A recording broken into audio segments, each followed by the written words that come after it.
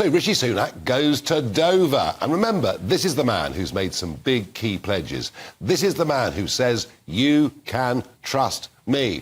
And he wants to restore faith in politics. Have a listen to this.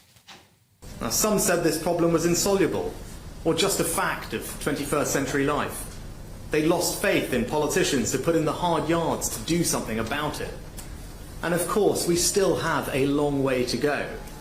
But in the 5 months since I launched the plan, crossings are now down 20% compared to last year. So there you are. You can trust me. You know, I'm a man of my word. Crossings are down 20%. Well, I suppose, on the face of it, you might think it sounds slightly impressive.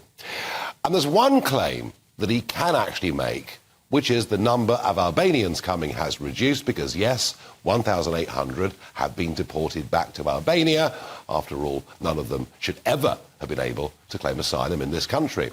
But what he boasts about the number of Albanians being down, let me tell you what he will not talk about. That is the fact that 12,800 Albanians who came in small boats last year awaiting their so-called asylum claims have now skipped their bail terms. They've disappeared out of the hotels, the hostels, the private houses, and they're now out there in this country, and guess what they're doing? They've joined the criminal community. You didn't hear that from Rishi Sunak today. And he even tried to say that we are doing better than the rest of Europe in dealing with this problem.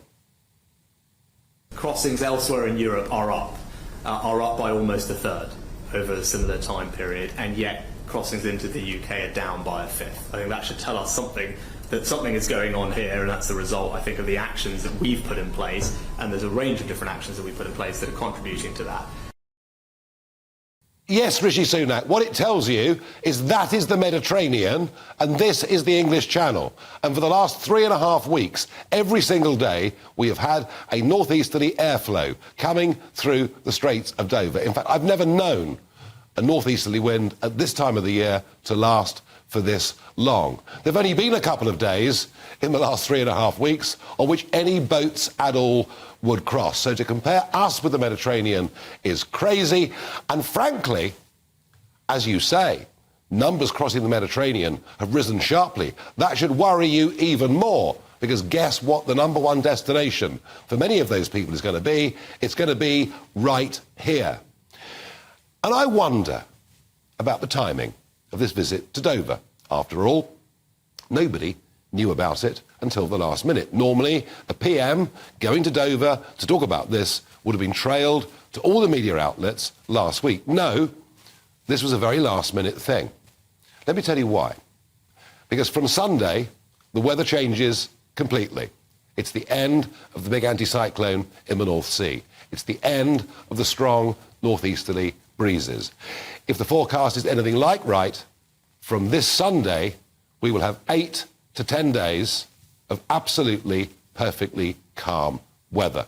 We know there are many, many thousands, possibly even tens of thousands, from Dunkirk right the way down west of the Touquet to Burke, waiting to cross.